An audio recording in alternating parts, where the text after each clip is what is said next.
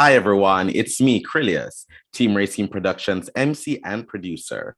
And joining me today, I have the talented Trippy Band. Welcome. Hey, we're so glad to be here. How you doing? Hi. I am doing good. I'm doing good. How are y'all? We're good. It is great to have you here with me today. So I just want to get right down into it. For anyone who don't know who you are, just introduce yourselves, each other, just introduce yourselves and give us a little bit of background about you. Well, my name is Truss, I'm Phoenix. and together we make Trippy. We're an R&B slash hip hop duo from Toronto. We've been doing it for 5 years, and our element is, well, there's multiple elements to what we do, but we're privileged to be creating together as a couple, and we're really excited to be here. That's awesome. That's awesome. But talk to me about the name Trippy, but it's spelled Trippy. Yeah, it's really like complicated, but not at all. Because Mhm. literally, Truss is 2 letters, like Truss, and then Phoenix, and my last name Pagliacci, P. And then there was already a band that was just TRP.P, like all the letters together. So we put a period. And so we became Trippy when you say it. I like that. I like that. So, for what really brought you two together with the music? Did the music come before the romantic relationship, or how did that work? How did that happen? Never wants to tell the story. So I think what came first was the music, if Yes. I'm not mistaken. But the way we met was I went to support a friend at a show, and she was performing there, and I was still producing and stuff on the side. And yeah, as soon as I seen her on the stage, I knew I had to get to know her somehow. But I was drawn through the music, and as we became friends and started collaborating more, we just, I realized the chemistry was there beyond the music. And I see. yeah, I see. there we are. And what about you, Phoenix? Well, I mean, I met Truss when I was at that same show, and I was actually so impressed with his production that I gave him a key because I had a home studio at the time, and I was like, I want you to come here and make music. Like, Yeah. I want to be able to like walk through the door and hear dope beats. Like, come to Mhm. me and make music. And so he came to me and made music, and then never left. And I have no complaints. I love that. No complaints. Okay, so what can people expect from your music if they've never heard Trippy before? What can you tell them right now that what can they expect from your music? What's the vibe that they'll get once they put in those earbuds? I think when people hear her singing, they like to, well, she also raps, but people like to compare her to Lauryn Hill, and rightfully so. And we really love the neo soul R&B. But we also like to dip into the modern sound too. But we explore all over the place. We do Afrobeat sometimes. We'll do, a more alternative R&B sound sometimes. Acapella sometimes. Like I won't even be in the room and she's making music, right? So I guess what they can expect is something for everybody. Yeah. What?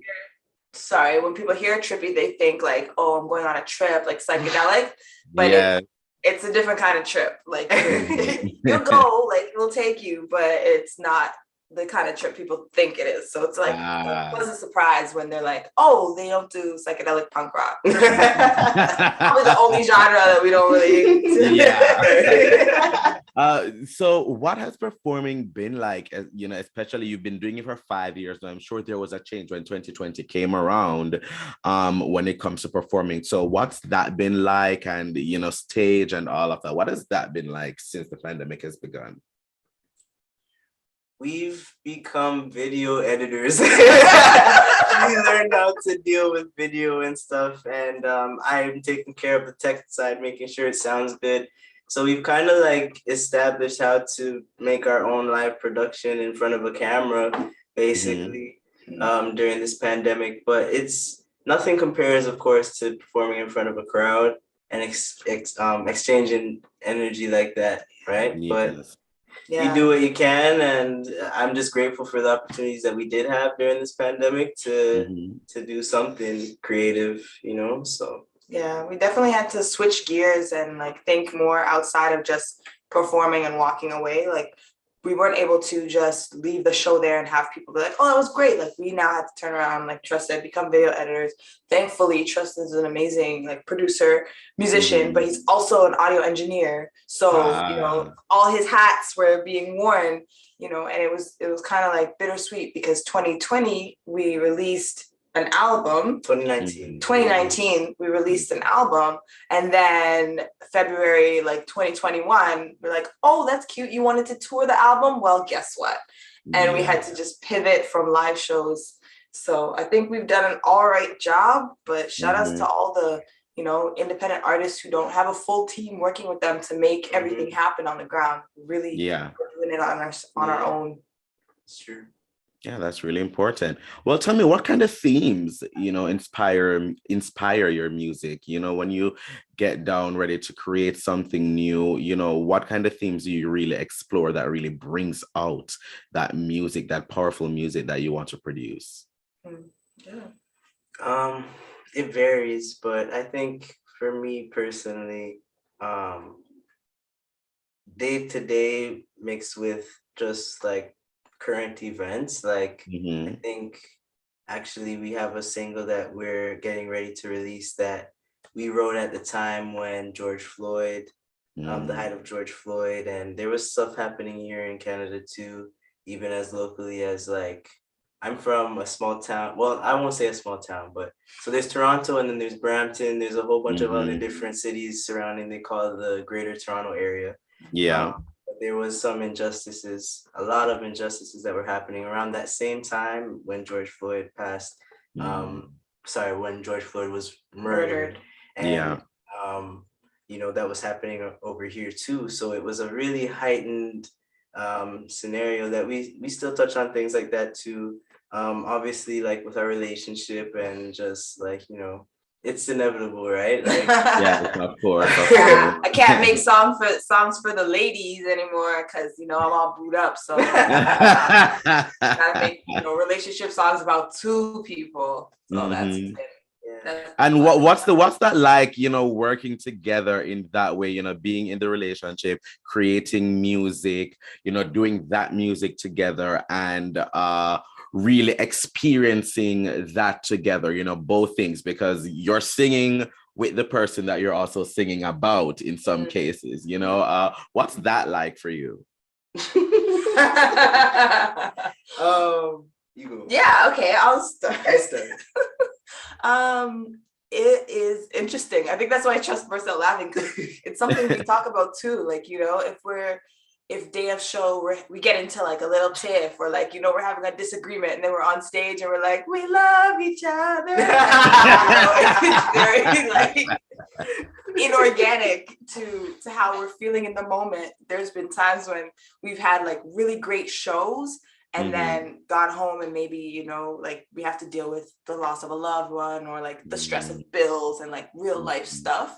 So it's different because who we are on that stage in that moment isn't always who we want to be when we're off stage. So it's sometimes it can be a great escape, and then sometimes it can be a bit of like a trap, or, you know, feeling like you're kind of stuck being the happy, like upbeat artist when like your world is slowly crumbling in the background. But for the most part, it's great because every song that we do write together has a personal story to it that we always love to share, and like those are our inside jokes or our inside, you know, concerns. So yeah, I think that's why Truss is laughing so hard, because it's really it can be, you know what, I think also too, because like we're both songwriters and stuff, so like if anything, like yes, we sometimes we'll joke around and it's flirtatious and stuff like that, but I feel like are challenging each other to see who can come up with the best verse, or who can, like, you know, come, you know, so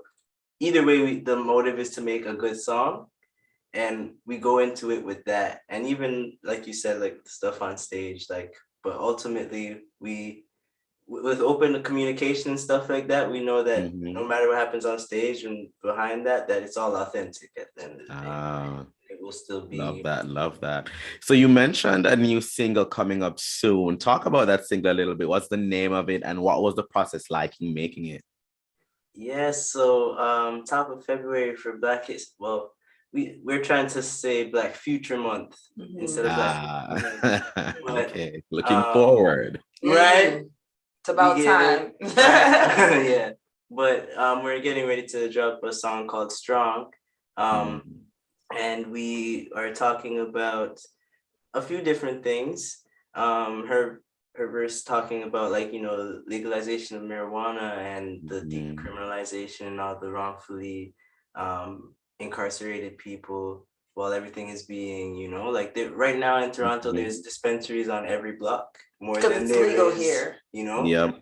And so just talking about that, and my verse talking about, like, you know, just kind of what it is to, well, what is portrayed, or what we're getting from, based on the justice system and stuff like that, just being Black in North America, period. And like, just exploring that. But we are still resilient, and we're still trying to. And we're magic. Word to Solange. Awesome. Well, how can people find out more about Trippy? How can they get your music, and where can they see you next, if that's on the cards? Oh man, so we have a website, which is wearetrippy.com, and that's TRP.P, so wearetrippy.com, and all of our socials are We Are Trippy. Our music is on all streaming platforms. The best thing to do would be to go to our website, sign up for our newsletter, because then you can get instant emails reminding you, like, hey, new video drop, check it out. Because we actually just wrapped a video for Strong, and it's gonna be great, and we can't wait to share it with y'all. So hopefully, if you subscribe, you'll get early access or something. Or something out like that. And as far as shows coming up, I don't know, because we have it's hard because we have the restrictions here. Like, of course, certainly. But hopefully it will be a virtual show, maybe in March, that we have our fingers crossed for. And we also have January 27th, they will be airing the Afro Wave Fest, which is another little festival out here in Toronto. So we're very pleased and excited to be a part of that. Awesome. Well, thank you so much, both of you, for joining me today. It has been such a pleasure getting to chat with you, learning more about Trippy, and I wish you all the success. Thank you so much. I appreciate it. Stay warm. Yes. Thank you. I shall. It's been raining and snowing all day here, by the way. So I shall stay warm. Thank you so much. To our viewers, the links to everything Trippy will be in the description below. Thank you so much. And most of all, thank you for watching. Bye, everyone.